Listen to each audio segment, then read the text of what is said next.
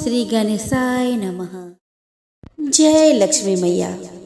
नमस्कार दोस्तों अघन मास के पहले बृहस्पतिवार को करें माँ लक्ष्मी की स्थापना, पूजा और व्रत। इस दिन माँ लक्ष्मी की स्थापना और पूजा की परंपरा है। मान्यता है कि तुलसी और लक्ष्मी की पूजा पूरे अघन माह या फिर इस माह के गुरुवार को एक साथ करने और अन्नदान करने से लक्ष्मी खुश होती है और उनके आगमन के बाद उनका स्थायित्व बना रहता है। आगहन के हर बृहस्पतिवार को लक्ष्मी की पूजा होती है। इसके संदर्भ में सनातन धर्म में भी उल्लेख किया गया है। ग्रंथों में इसका वर्णन मिलता है कि अगहन बृहस्पतिवार को अगर सुहागिनें बुधवार की रात घर की साफ सफाई करने के बाद निष्ठा से लक्ष्मी की उपासना करें तो वे प्रसन्न होकर उपासक के घर अस्थायी तौर पर आती है। अगहन मास में बृहस्पतिवार को लक्ष्मी जी की व्रत पूजा से सुख संपत्ति और ऐश्वर्य प्राप्ति के साथ मन की इच्छा पूरी होती है। इस दिन विधि विधान से माँ लक्ष्मी की स्थापना कर पूजा अर्चना की जाती है और घर के द्वार पर दीपों से रोशनी की जाती है। इस दिन महिलाएं व्रत रख सुबह की पूजा कर लेती है तथा दोपहर में अगहन बृहस्पतिवार की कहानी सुनी जाती है। इस दिन घर के मुख्य द्वार से लेकर आंगन और पूजा स्थल तक चावल आटे के घोल से आकर्षक अल्पनाएं बनाए। इन अल्पनाओं में माँ लक्ष्मी के पाँव विशेष रूप से बनाए। इसके बाद गुरुवार सुबह ब्रह्म मुहूर्त में ही माँ लक्ष्मी की भक्ति भाव के साथ पूजा अर्चना करें। इसके बाद उन्हें विशेष प्रकार के पकवानों का भोग लगाए। अगहन महीने की गुरुवारी पूजा में माँ लक्ष्मी को प्रत्येक गुरुवार को अलग अलग पकवानों का भोग लगाने से उनका आशीर्वाद प्राप्त होता है। तत्पश्चात शाम होते ही माँ लक्ष्मी के सिंहासन को आम, आंवला और धान के बालियों से सजाए और कलश की स्थापना कर माँ लक्ष्मी की पूजा करें। इस अवसर पर आस पड़ोस की महिलाओं, बहू बेटियों को प्रसाद खाने के लिए विशेष रूप से निमंत्रण दे। इस प्रकार अगहन या मार्गशीर्ष मास में हर घर में माँ लक्ष्मी की स्थापना कर विधि विधान से पूजा अर्चना करके माँ का आशीर्वाद प्राप्त करें। श्री महालक्ष्मी की व्रत कथा। अगहन बृहस्पति व्रत व कथा, गुरुवार की व्रत कथा। इसे श्रवण और पठन करने से दुख दरिद्रता दूर हो जाता है। श्री महालक्ष्मी माता की कृपा से सुख संपत्ति ऐश्वर्य प्राप्त होता है। मन की इच्छा पूरी होती है। दोस्तों यह व्रत पूजा करने से माता लक्ष्मी प्रसन्न होती है तथा सुख शांति एवं धन संपत्ति प्राप्त होती है। दोस्तों यह व्रत करने वाले स्त्री तथा पुरुष दोनों मन से स्वस्थ एवं आनंदमय होने चाहिए। इस व्रत को किसी भी महीने के प्रथम गुरुवार से शुरू कर सकते हैं। विधि नियम अनुसार हर गुरुवार को महालक्ष्मी व्रत करें। श्री महालक्ष्मी की व्रत कथा को पढ़े। लगातार 8 गुरुवार को व्रत पालन कर अंतिम गुरुवार को समापन करें। वैसे यह व्रत पूजा पूरे वर्ष भर भी कर सकते हैं। पूरे वर्ष भर हर गुरुवार की देवी की प्रतिमा या फोटो के सामने बैठकर व्रत कथा को पढ़े या सुने। शेष गुरुवार के दिन 8 सुहागनों या कुंवारी कन्या को आमंत्रित कर उन्हें सम्मान के साथ पीढ़ा या आसन पर बैठाकर श्री महालक्ष्मी का रूप समझकर हल्दी कुमकुम लगाए। पूजा के समाप्ति पर फल प्रसाद वितरण करें तथा इस कथा की एक प्रति उन्हें देकर नमस्कार करें। केवल नारी ही नहीं अपितु पुरुष भी यह पूजा कर सकते हैं। वे सुहागन या कुमारिका को आमंत्रित कर उन्हें हाथ में हल्दी कुमकुम प्रदान करें तथा व्रत कथा की एक प्रति देकर उन्हें प्रणाम करें। पुरुषों को भी इस व्रत कथा को पढ़ना चाहिए। जिस दिन व्रत उपवास करे, दूध फलहार करे, खाली पेट न रहे, रात को भोजन से पहले देवी का भोग लगाए एवं परिवार के साथ भोजन करे। पद्म पुराण में यह व्रत गृहस्थ जनों के लिए बताया गया है। इस पूजा को पति पत्नी मिलकर कर सकते हैं। अगर किसी कारण पूजा में बाधा आए तो औरों से पूजा करवा लेनी चाहिए, पर खुद उपवास अवश्य करे। उस गुरुवार को गिनती बना ले। अगर किसी दूसरी पूजा का उपवास गुरुवार को आए तो भी यह पूजा की जा सकती है। दिन या रात में भी पूजा की जा सकती है। दिन में उपवास करे और रात में पूजा के बाद भोजन कर ले। इस व्रत कथा को सुनने के लिए अपने आस पड़ोस के लोगों को, रिश्तेदारों को तथा घर के लोगों को बुलाए। व्रत कथा को पढ़ते समय शांति तथा एकाग्रता बरते। अगहन के पहले बृहस्पतिवार को व्रत शुरू करें तथा अंतिम गुरुवार को उसका समापन करे। अगर माह में 5 गुरुवार आवे तो 5 गुरुवार को पूजा करे। दोस्तों, इस पूजा को करने के लिए किसी ब्राह्मण पुरोहित की आवश्यकता नहीं है। हर कोई अपने भक्ति से पूजा कर सकते हैं। एक दिन पूर्व ही घर को गोबर से लीप ले या फिर गीले कपड़े से पोंछ ले। इसके बाद एक ऊंचे पीढ़े या चौकी पर या छोटी मेज पर बीच में थोड़े से गेहूं या चावल रखकर एक साफ सुथरे तांबे या पीतल के लोटे को पानी से भरकर चावल या गेहूं पर रखे। पानी में सुपारी, कुछ पैसे और दूब डाले। ऊपर से लोटे में चारों तरफ 5 तरह के पेड़ के 5 या 7 पत्ते डालकर बीचों बीच एक नारियल रखे। उस नारियल पर देवी का फोटो को बांध दे या फिर चिपका दे या फिर रख दे और लोटे पर हल्दी कुमकुम लगाए और साथ ही उस लोटे के गले में लोटे के हिसाब से लहंगा बांध दे और नारियल के ऊपर एक छोटी चुनरी भी चढ़ा देवे। साथ ही देवी की प्रतिमा या फोटो को पूर्व दिशा में मुंह करके या उत्तर दिशा में मुंह करके स्थापना करनी चाहिए। इस व्रत कथा की पुस्तक में जो फोटो है उसे भी सामने रखे तथा पूजा आरंभ करें। इसके बाद आचमन ओम केशवाय नमः, ओम नारायणाय नमः, ओम माधवाय नमः, इन तीनों मंत्रों को पढ़कर प्रत्येक मंत्र से एक एक आचमन करें। फिर ओम गोविंदाय नमः बोलते हुए हाथ धोले। फिर देवी को फूलों से जल का छींटा देते हुए स्नान करवाए और हल्दी कुमकुम लगाए, पुष्प हार अर्पित करे, धूप दीप जलाए। फिर इसके बाद भोग लगाकर महालक्ष्मी व्रत की महात्म्य का पाठ करे। शुरू में महालक्ष्मी नमन अष्टक का पाठ करे। फिर देवी को प्रणाम कर कथा का पाठ शुरू करे। कथा की समाप्ति पर देवी की आरती उतारे तथा फिर से प्रणाम करे। रात को फिर देवी की पूजा करे, मिष्ठान का भोग लगाए तथा गौ माता के लिए भी अन्न रखे और दूसरे दिन सुबह गौ माता को उनका हिस्सा अर्पित करे।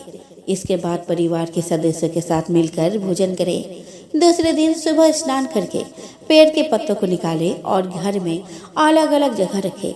पानी को समुद्र, नदी, तालाब, कुएं या तुलसी के क्यारियों में डाल दे। जिस जगह पूजा की हो वह हल्दी कुमकुम छिड़क कर 3 बार प्रणाम करे। इसी प्रकार महीने के हर गुरुवार को करे। मार्गशीर्ष मास के 4 गुरुवार हो तो 4 और 5 हो तो 5 को इसी प्रकार पूजन करे। पद्म पुराण में कहा गया है, जो कोई भक्त हर वर्ष श्री महालक्ष्मी जी का यह व्रत करेगा उसे सुख संपदा और धन लाभ होगा। कुछ लोग तो इसे केसरी व्रत भी कहते हैं, परंतु इस व्रत में किसी खास रंग के परिधान की कोई जरूरत नहीं है। इसके अलावा महालक्ष्मी मंत्र, चालीसा, आरती इत्यादि का भी पाठ करना चाहिए। दोस्तों, माँ लक्ष्मी के साथ गणेश जी की पूजा जरूरी है। माता लक्ष्मी श्री अर्थात धन संपदा के स्वामिनी है। वही गणेश जी बुद्धि विवेक के है। बिना बुद्धि विवेक के धन संपदा प्राप्त होना दुष्कर है। माता लक्ष्मी की कृपा से ही मनुष्य को धन समृद्धि की प्राप्ति होती है। माँ लक्ष्मी की उत्पत्ति जल से हुई थी और जल हमेशा चलायमान रहता है। उसी तरह लक्ष्मी भी एक स्थान पर नहीं रहती। लक्ष्मी को संभालने के लिए बुद्धि विवेक की आवश्यकता पड़ती है। बिना बुद्धि विवेक के लक्ष्मी को संभाल पाना मुश्किल है। इसीलिए लक्ष्मी के साथ गणेश जी की पूजा की जाती है ताकि लक्ष्मी के साथ बुद्धि भी प्राप्त हो। कहा जाता है कि जब लक्ष्मी मिलती है तब उनकी चकाचौंध से मनुष्य अपना विवेक खो देता है और बुद्धि से काम नहीं करता। इसीलिए लक्ष्मी जी के साथ हमेशा गणेश जी की पूजा करनी चाहिए। तो चलिए दोस्तों, आज महालक्ष्मी व्रत कथा के श्रवण करने से पहले हम श्रवण करें भगवान गजानन की व्रत कथा। दोस्तों, 18 महापुराणों में से महापुराण में वर्णित कथाओं के अनुसार मंगल के दाता श्री गणेश श्री की दात्री माता लक्ष्मी के दत्तक पुत्र है। एक बार माता लक्ष्मी को स्वयं पर अभिमान हो गया था। तब भगवान विष्णु ने कहा कि भले ही पूरा संसार आपकी पूजा पाठ करता है और आपको प्राप्त करने के लिए हमेशा व्याकुल रहता है, लेकिन अभी तक आप अपूर्ण हैं। भगवान विष्णु के यह कहने के बाद माता लक्ष्मी ने कहा कि ऐसा क्या है कि मैं अभी तक अपूर्ण हूँ। तब भगवान विष्णु ने कहा कि जब तक कोई स्त्री माँ नहीं बन पाती तब तक वह पूर्णता प्राप्त नहीं कर पाती। अपने संतान होने के कारण ही अपूर्ण है। यह जानकर माता लक्ष्मी को बहुत दुख हुआ। माता लक्ष्मी को कोई भी पुत्र न होने पर उन्हें दुखी होता देख माता पार्वती ने अपने पुत्र गणेश को उनकी गोद में बैठा दिया। तभी से भगवान गणेश माता लक्ष्मी के दत्तक पुत्र कहे जाने लगे। माता लक्ष्मी दत्तक पुत्र के रूप में श्री गणेश को पाकर बहुत खुश हुई। माता लक्ष्मी ने गणेश जी को वरदान दिया कि जो भी मेरी पूजा के साथ तुम्हारी पूजा नहीं करेगा, लक्ष्मी उसके पास कभी नहीं रहेगी। इसीलिए माता लक्ष्मी के साथ दत्तक पुत्र के रूप में भगवान गणेश की पूजा की जाती है। आइए दोस्तों, अब हम श्रवण करें श्री अगहन बृहस्पति व्रत कथा, यह महालक्ष्मी महात्म्य कथा। दोस्तों, श्री अगहन बृहस्पति व्रत कथा, यह श्री महालक्ष्मी की व्रत कथा के श्रवण और पठन करने से दुख दरिद्रता दूर हो जाता है। श्री महालक्ष्मी माता की कृपा से सुख संपत्ति ऐश्वर्य प्राप्त होता है, मन की इच्छा पूरी होती है। श्री महालक्ष्मी माता के अनेक रूप तथा नाम है। भूतल में वे छाया, शक्ति, तृष्णा, शांति, जाति, लज्जा, श्रद्धा, कांति, प्रीति, स्मृति, दया, तुष्टि, अधिष्ठात्री एवं लक्ष्मी के रूप में स्थित है। उन्हें प्रणाम करते हैं। कैलाश पर्वत पर पार्वती, क्षीर सागर में सिंधु कन्या, स्वर्गलोक में महालक्ष्मी, भूलोक में लक्ष्मी, ब्रह्मलोक में सावित्री, ग्वालों में राधिका, वृंदावन में रासेश्वरी, चंदन वन में चंद्रा, चंपक वन में गिरिजा, पद्म वन में पद्मा, मालती वन में मालती, कुंदन वन में कुंददंती, कैतकी वन में सुशीला, कंदब वन में कंदब माला, राजप्रसाद में राजलक्ष्मी और घर घर में गृह लक्ष्मी इन विभिन्न नामों से पहचानी जाती है। इस तरह सर्वथा चारों ओर सर्वभूत में सुपरिचित माता श्री महालक्ष्मी की यह कथा है। अब हम इसका श्रवण करेंगे। दोस्तों, भारतवर्ष के सौराष्ट्र देश में द्वापर युग की यह कहानी हुई है। सौराष्ट्र में उस समय भद्रश्रवा नाम के राजा थे। वे बड़ा पराक्रमी राजा थे। 4 वेद, 6 शास्त्र, 18 पुराण का उन्हें ज्ञान था। उनकी रानी का नाम सूरज चंद्रिका था। रानी देखने में सुंदर और सुलक्षणा थी तथा पतिव्रता भी थी। उन दोनों को 7 पुत्र तथा उसके बाद एक कन्या का वरदान मिला। कन्या का नाम श्याम बाला था। एक बार महालक्ष्मी जी के मन में आया कि जाकर उस राजा के राजप्रसाद में रहे। इससे राजा को दोगुनी धन दौलत की प्राप्ति होगी और वह इस धन दौलत से अपनी प्रजा को और सुख दे पाएगा। गरीब के घर अगर रहे तो उसे धन दौलत प्राप्त हो तो वह स्वार्थी की तरह केवल अपने ऊपर ही खर्च करेगा। यह सोचकर श्री महालक्ष्मी जी ने बूढ़ी ब्राह्मण स्त्री का रूप धारण किया। हाथ में लाठी लिए लाठी के सहारे रानी के द्वार तक पहुंची। यद्यपि उन्होंने बूढ़ी औरत का रूप धारण किया था, पर उनके चेहरे पर देवी का तेज था। उन्हें देखते ही एक दासी सामने आई। उसने इनका नाम, धाम, काम, धर्म पूछ डाला। वृद्ध ब्राह्मणी का रूप धारित माता लक्ष्मी ने कहा कि बालिके, मेरा नाम कमला है। मेरे पति का नाम भुवनेश है। हम द्वारिका में रहते हैं। तुम्हारी रानी पिछले जन्म में एक वैश्य की पत्नी थी। वह वैश्य गरीब था। दरिद्रता के कारण हर रोज घर में झगड़े होते थे तथा उसके पति रोज उसे मारता था। इन बातों से तंग आकर वह घर छोड़कर चली गई तथा जंगल में खाली पेट भटकने लगी। उसकी इस दुर्दशा पर मुझे दया आई। तब मैंने उसे सुख संपत्ति देने वाली श्री महालक्ष्मी की कथा सुनाई। मेरे कहने पर उसने श्री महालक्ष्मी का व्रत किया। श्री महालक्ष्मी प्रसन्न हुई। उसका घर संसार दौलत, संतति, संपत्ति से भर गया। बाद में पति पत्नी दोनों परलोक सिधारे। लक्ष्मी व्रत करने के कारण वे लक्ष्मी लोक में रहे। उन्होंने जितने साल महालक्ष्मी का व्रत किया उतने हजारों साल उन्हें सुख भोग मिला। इस जन्म में उसका जन्म राजघराने में हुआ, परंतु वह श्री महालक्ष्मी का व्रत करना भूल गई है। उसे यह याद दिलाने में यहाँ आई हो। बुढ़िया की बातें सुनकर दासी ने उन्हें प्रणाम किया तथा श्री महालक्ष्मी का व्रत किस तरह किया जाए इस बारे में पूछा। बुढ़िया रूप धारण किए हुए श्री महालक्ष्मी माता ने दासी को पूजा की विधि तथा महिमा बताई। इसके बाद वो दासी माता को प्रणाम कर रानी को बताने अंदर चली गई। राज वैभव में रहते हुए रानी को अपने ऐश्वर्य का बहुत घमंड हुआ था। संपत्ति तथा अधिकार की वजह से वो उन्मत्त हो गए थे। दासी द्वारा बताई गई बुढ़िया की बातें सुनकर वो आग बबूला होकर राजद्वार पर आकर बुढ़िया रूपी श्री महालक्ष्मी पर बरस पड़ी। उसे यह मालूम नहीं था कि श्री महालक्ष्मी माता बुढ़िया का रूप धारण किए द्वार तक आई है, परंतु रानी का इस कदर रूखा बर्ताव तथा अपना अनादर देखकर माता ने वहां ठहरना ठीक नहीं समझा। वे वहां से चल पड़ी। राह में उन्हें राजकुमारी सांबाला मिली। उन्होंने सांबाला को सारी बात बताई। सांबाला ने अपनी ओर से श्री महालक्ष्मी माता से क्षमा मांगी। माता को उस पर दया आई। उन्होंने सांबाला को श्री महालक्ष्मी व्रत के बारे में बताया। उस दिन अघन माह का पहला गुरुवार था। सांबाला ने परम श्रद्धा से श्री महालक्ष्मी का व्रत रखा। फलस्वरूप राजा सिद्धेश्वर के सुपुत्र मालाधर से उसका विवाह हुआ। वह धन दौलत ऐश्वर्य वैभव से मालामाल हो गई। पति के साथ ससुराल में आनंद से दिन बिताने लगी। इधर श्री महालक्ष्मी का रानी पर प्रकोप हुआ। फलस्वरूप राजा भद्रश्रवा का राज्य एवं राज कारोबार नष्ट हो गया। यहाँ तक कि खाने के लाले पड़ गए।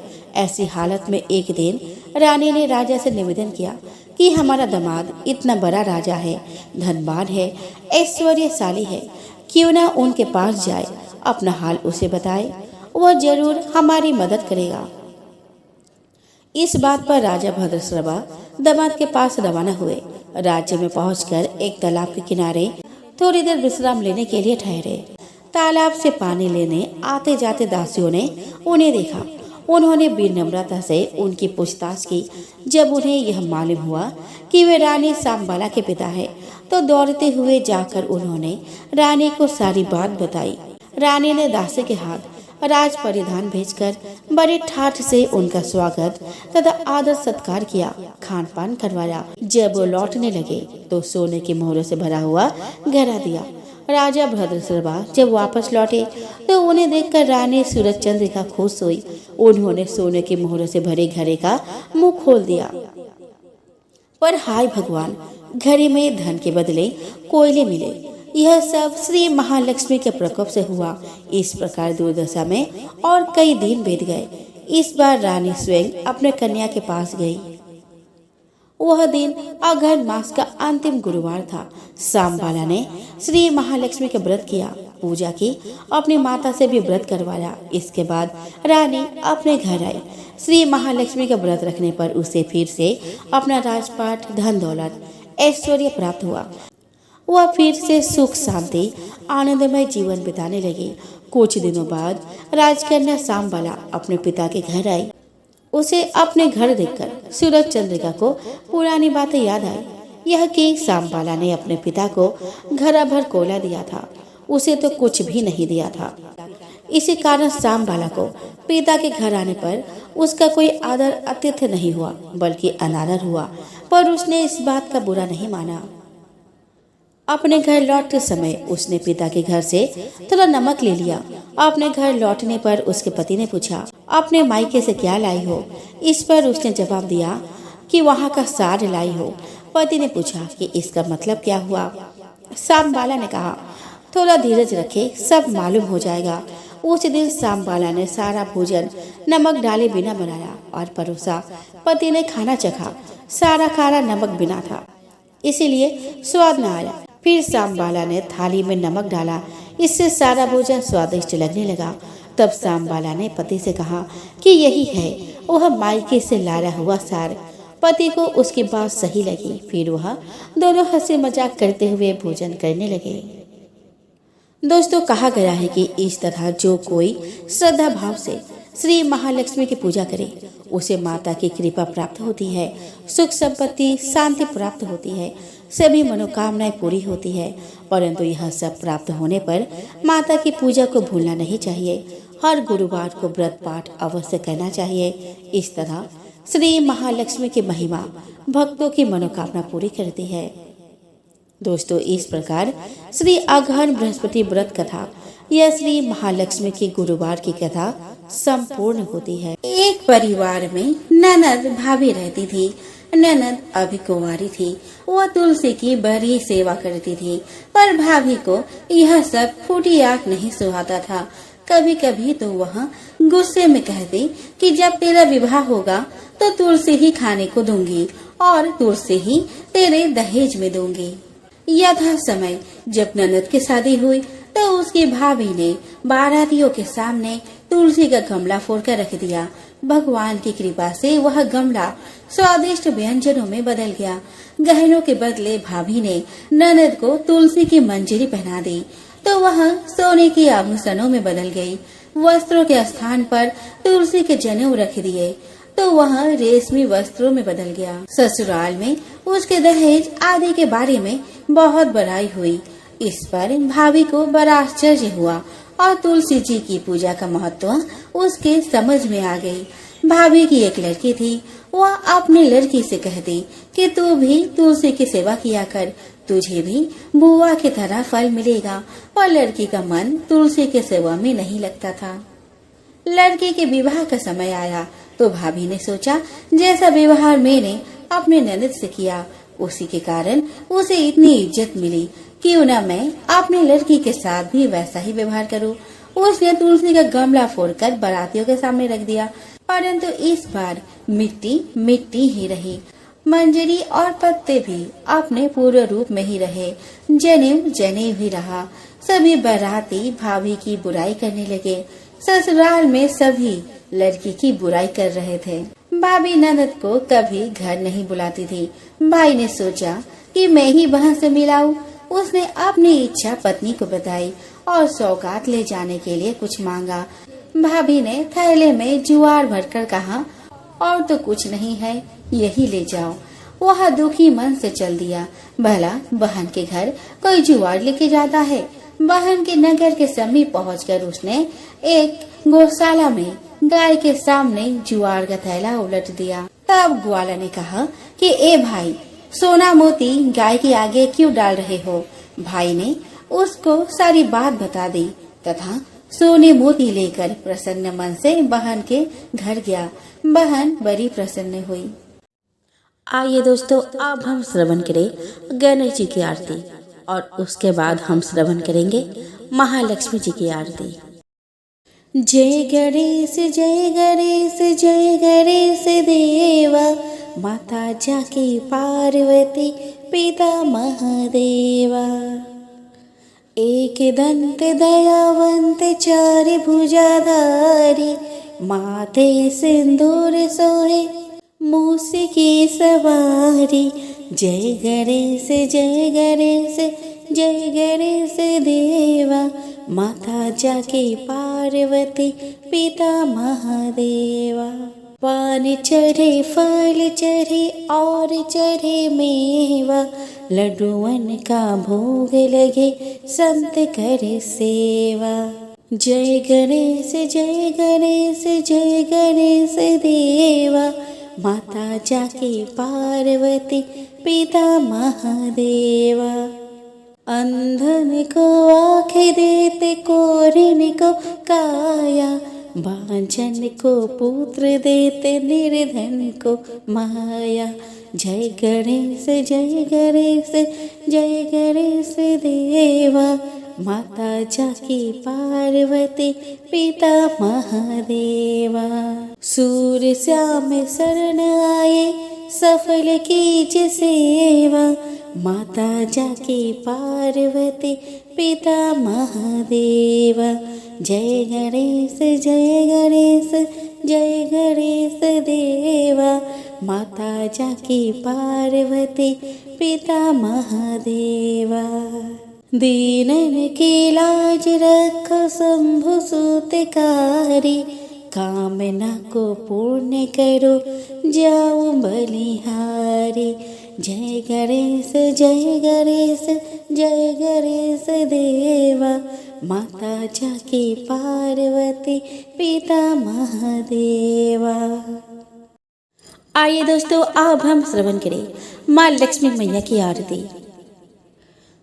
ओम जय लक्ष्मी माता, मैया जय लक्ष्मी माता।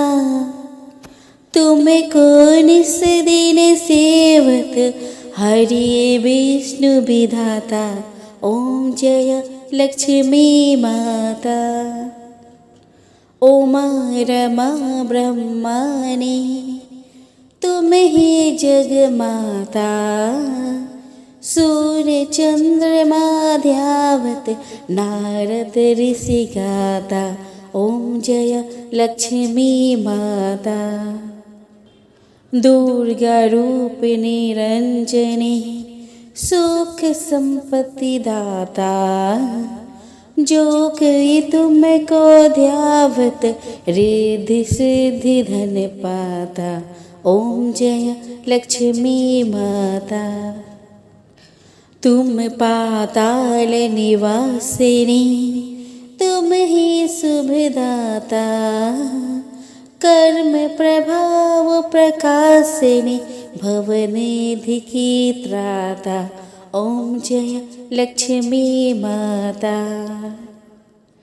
जिस घर में तुम रहती सब सद्गुण आता। सब संभव हो जाता मन नहीं घबराता। ओम जय लक्ष्मी माता। तुम बिन यज्ञ न होते वस्त्र न कोई पाता। खान पान का वैभव सब तुमसे आता। ओम जय लक्ष्मी माता। शुभ गुण मंदिर सुंदर क्षीरोदधि जाता। रत्न चतुर्दश तुम बिन कोई नहीं पाता। ओम जय लक्ष्मी माता। महालक्ष्मी जी की आरती जो कोई जन गाता। और आनंद समाता पाप उतर जाता। ओम जय लक्ष्मी माता। सब बोलो लक्ष्मी माता की जय, लक्ष्मी नारायण की जय। दोस्तों आरती पूरी होने के बाद तुलसी में आरती जरूर दिखाना चाहिए। इसके बाद घर के लोगों को आरती लेनी चाहिए।